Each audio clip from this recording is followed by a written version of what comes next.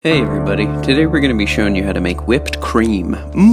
Doesn't that look delicious? It's so gray. Personally, I love it when whipped cream is gray. It tastes better that way because it looks better that way. That's how things work. The better something looks, the more delicious it is. That's why I always make whipped cream using viscous slime juice. Oh God, my mouth is watering. My mouth is filling up with water just looking at that briny bean fluid. Now, at this point you might be saying, I thought whipped cream was made from cream that's been whipped. And to that I say, leave me alone. Not everybody has their own cow or goat or other milk-producing animal. Some of us had to eat them this past winter because we had a poor harvest and our stores of grain did not last us as long as we thought, even though we were rationing them and only eating a handful of uncooked wheat each day. So yeah, my cow is dead and now I use beans for my creams. It's just like the old saying, bean work makes the cream work. Somebody should put that on a shirt and sell it at the mall. Spencer's Gifts or Hot Topic would probably sell it.